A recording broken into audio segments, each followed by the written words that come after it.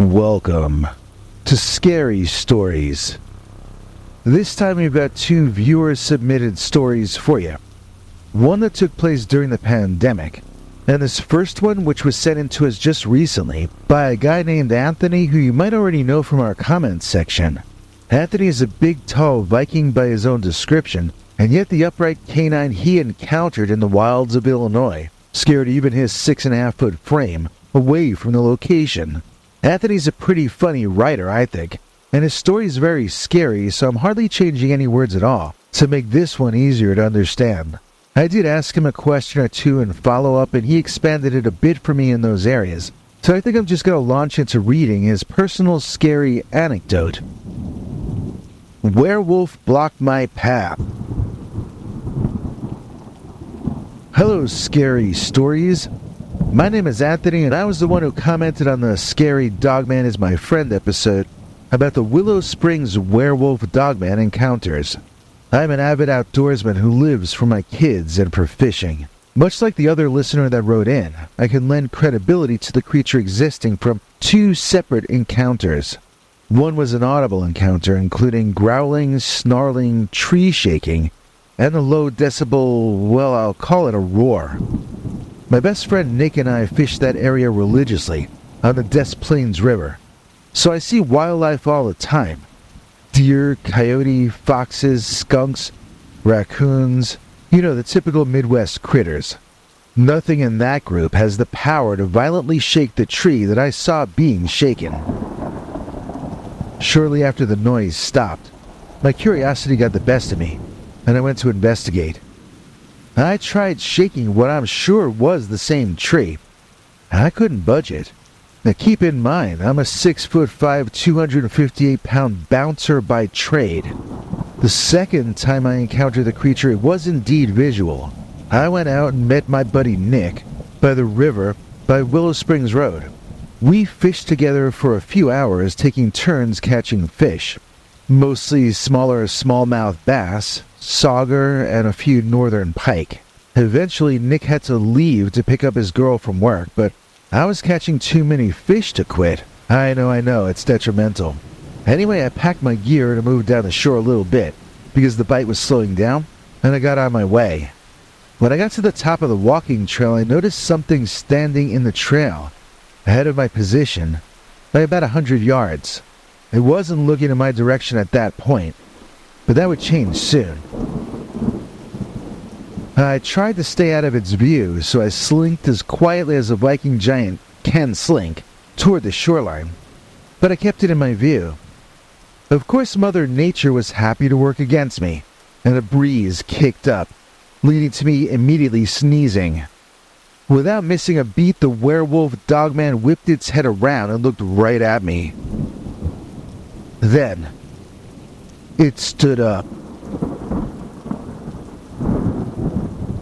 I thought it was a big dog or a wolf-dog hybrid at first, because it was gray and black in color and had pointy ears. It wasn't easy to tell if it had shoulders because of the fur at first, but its arms were easily as big around as mine, and it had what I would describe as raccoon-like hands from what I could see. Something in between human and dog, I suppose. Like I said, it was taller and heavier than me, and I'm 6'5", 258. Definitely not a skinny or sickly-looking creature. With its mouth closed, its canine teeth still protruded outside of its mouth.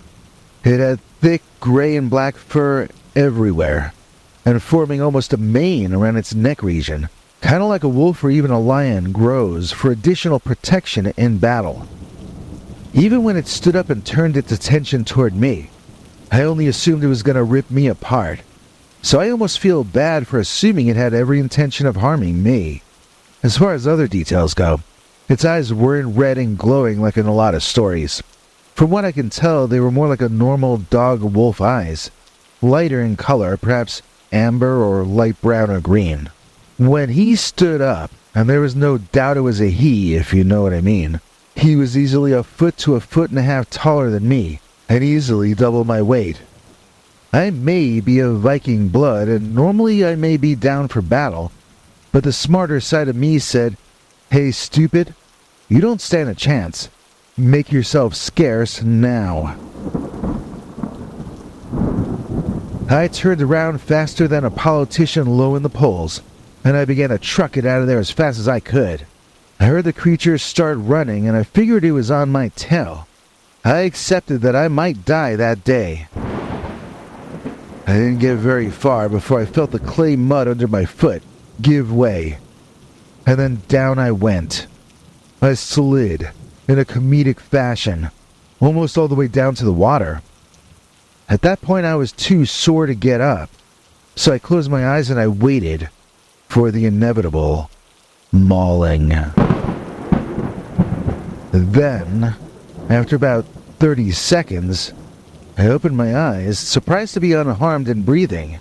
I turned my head to look in the direction it was coming from, expecting to see the creature creeping up on me, ready to pounce. But there was nothing to be seen. It was gone. The footsteps I heard must have been it going the other way. So I finally got myself up off the ground and began trying to shake off as much mud as I could. I walked back to my vehicle, thankful I had a change of clothes in the trunk. I was a little sore from the slip, but other than that, the only thing that was hurt was my pride. I honestly believe, as big and scary as that thing was, he meant me no harm. I ran like a chicken for nothing. Either way, I always keep a little something in my pocket now when I'm out there just to be safe. I truly hope I can have another encounter, so maybe I can record and document it. This way there'll be irrefutable evidence. Either way, meeting that Dogman was a humbling experience. I still religiously fish the area to this day. I'm just always ready now. I have something for defense with me at all times now.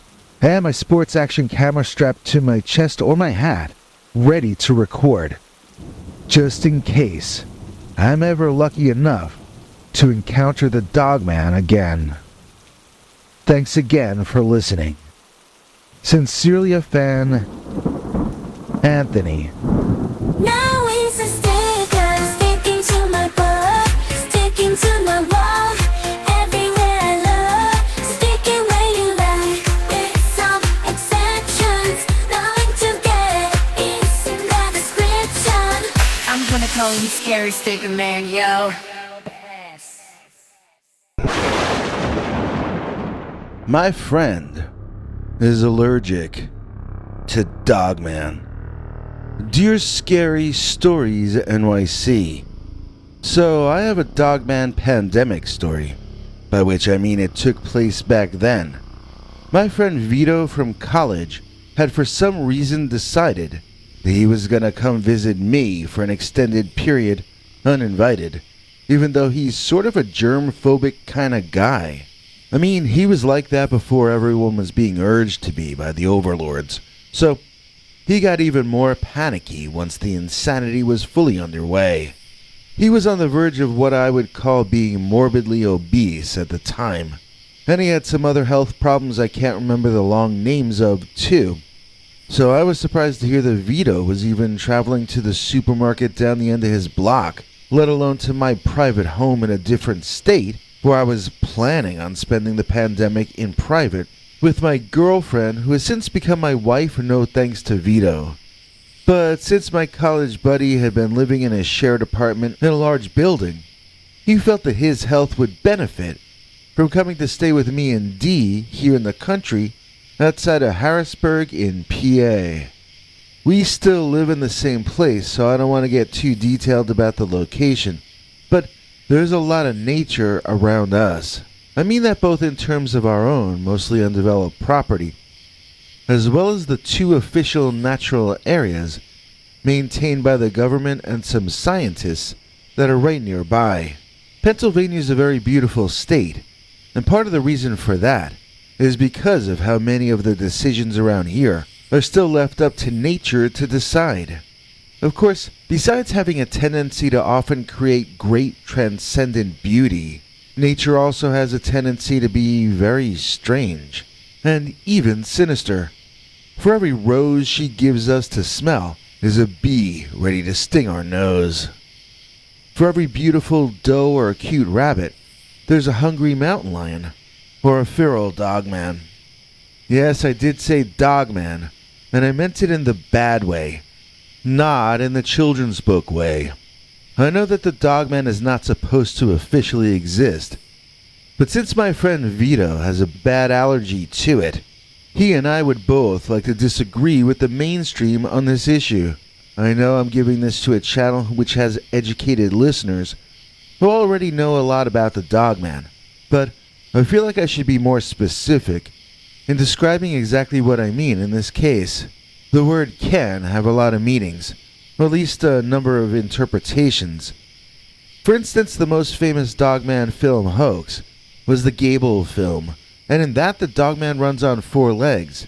He does not walk upright on 2. What I saw, and what Vito developed a sinus condition after exposure to, was more like a human being than the Dogman in that old Gable film. From a distance, it really did look like a human being in a costume. Up close, it became clear that this was an animal, without any humanity whatsoever. So Vito took what used to be Dee's personal office, and she moved up to a smaller room on the 2nd floor that we had set up as our guest bedroom. It seemed better to let Vito have the downstairs and for us to have the upstairs, since back then we really didn't know what to expect from the flu, the way the press was talking about it. So that first night that Vito was over, Dee was having trouble sleeping. At some point right in the middle of the night, she woke me up frantically but quietly, asking me to come to the window and look outside. She had one of our 2nd-story windows open as far as it would go, including the screen. I got panicked that our cat or dog would jump outside, but then I saw that Dee had closed our bedroom door before opening the window. I walked to within a few feet of that opening, feeling the breeze on me, and I gazed outside, not noticing anything out of the ordinary. Dee grabbed me and nearly threw me out the window, forcing me to stick my head out into the night and look directly downward. What I saw caused me to bang the back of my head as I drew myself back inside. It was either a fully realized, camera-ready werewolf costume for a decent budgeted horror film, or possibly it could have been an actual Pennsylvania werewolf looking in the window downstairs that my college friend Vito was sleeping just beyond. A cold breeze blew through the window upstairs, giving me a chill all over, and I heard Vito sneeze downstairs. It was really like my body lost all its temperature as I shivered all over. Throwing on my bathrobe and running downstairs, I wanted to make sure my friend was all right. Imagine if he had come out to the country looking to escape being done in by something too tiny to see, and ended up getting finished off by a predator as large as this canine man thing. Looked as though it might be from up on the 2nd floor.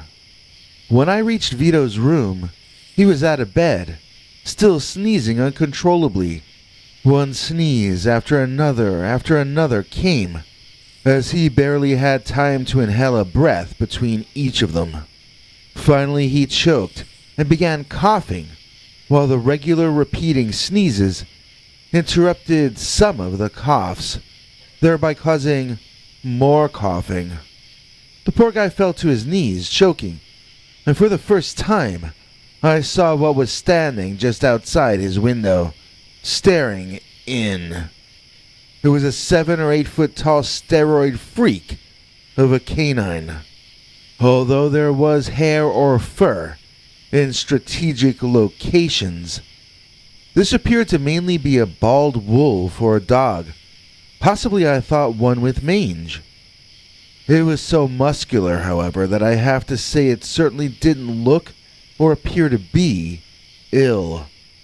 In fact, this creature seemed to be enjoying the situation, seemed to be making my poor buddy Vito ill on purpose. I behaved irrationally, which normally in my life I'm later forced to apologize for, and then I got castigated by my girlfriend and her mother for weeks and weeks and months. Up until the next time I say something incorrect and I'm ordered to apologize all over again. In this case, though, it turned out that my irrational behavior was the best thing to do. I ran around my choking chum, and I ran at that window, yelling at the Dogman in my deepest deep voice, which I guess was not really that deep. I just sort of charged toward the window, like I was Mel Gibson in the movie Braveheart, not having any plan at all as to what I would do if I got there and the Dogman called my bluff. Fortunately for me, he instinctively backed off, darting away with such speed and grace that again, I don't see how he could have possibly had mange or any other major affliction. I just think he was a rare subspecies of the upright walking Dogman, as it is found here in mysterious Pennsylvania, the state I love. Once the Beastman was out of range, then Vito was able to finish coughing and catch his breath. We didn't realize it at first, but when that Dogman had moved away, Vito had stopped sneezing. In other words, Vito was allergic to the Pennsylvania Dogman. So my wife got her old office back, Vito got to sleep upstairs in her intermediate office, and none of us were brave enough to sleep on the ground floor again for the remainder of the time that we shared the place. You know, it's funny, Dee and I moved out after a while for personal family reasons, but when we went back to live in that place near Harrisburg, Vito had a sneeze attack. It was actually as we were packing a camper to drive him to the next place he was going to be crashing that he had the sneezing attack. Neither Dee nor I made any mental connection when it was happening. Vito is sneezing again. Vito is allergic to Dogman. So maybe if Vito is sneezing, then Dogman might be around. We were so intent on getting him packed up so that we could have our home back for ourselves, no offense Vito if you're listening to this, that we sort of just let the guy sneeze, and we blamed it on the dust from Vito's room. But then, I saw the poor guy looking scared and pointing up at something behind me. Turning around, for just 1 second, I saw it.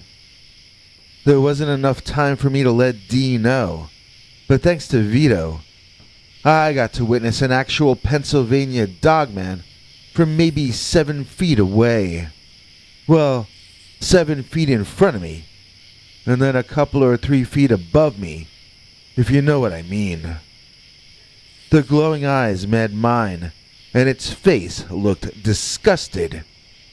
It certainly wasn't scared of me, but it was really unhappy that I was there, and that was enough to get it to break eye contact and leave. I do want to say that this Dogman had ears on top of his head, and that he held his clawed paws together in front of him, not at his sides like a man would. It reminded me a bit of an immense rodent in that sense. The ears were a slight bit long for a wolf's ears as well, which also made me think that it was possibly a feral giant rabbit that walked upright. But this thing didn't hop. It marched. It stamped along like Godzilla. Boom, boom, boom, receding into the forest in the distance. Vito stopped sneezing, and Dee, who had not actually seen the Dogman, made a joke that the Dogman must have gone away, Vito. We both told her what you already know, and the three of us were pretty amazed, believe me.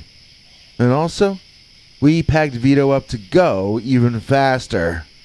So I think I already mentioned that we haven't had any Dogman issues since we've moved back into the place. Of course, that could partially be because we just sort of forgot about the creature while we were away dealing with those family issues. I mean, I hope the Dogman is part of our past, but I could send this email off to you, look out the window, and then see those glowing, terrifying, inhuman eyes glaring right back in at me.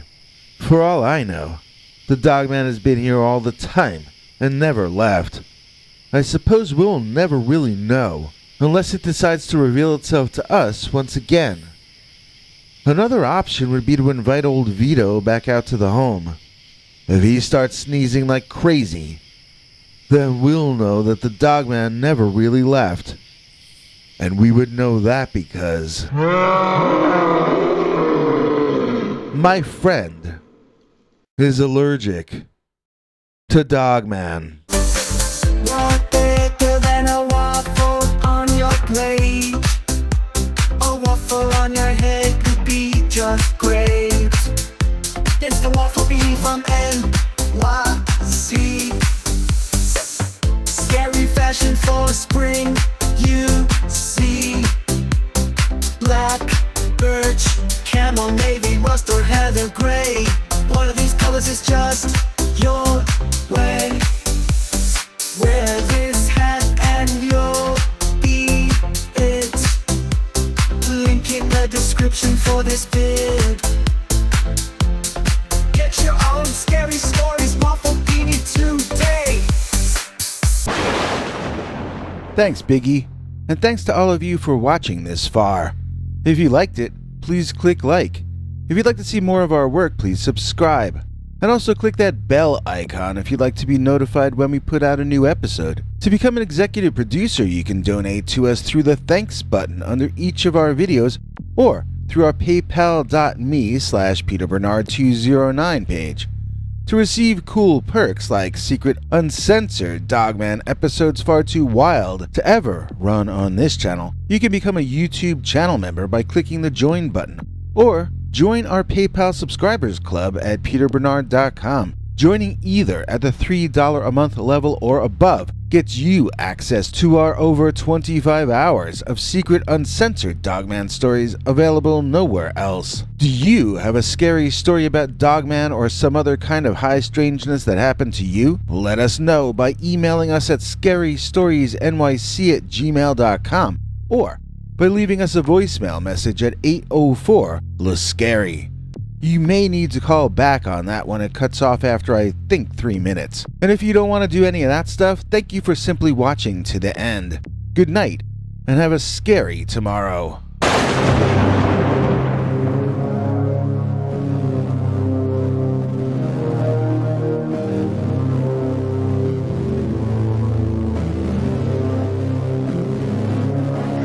Come back for more scary stories.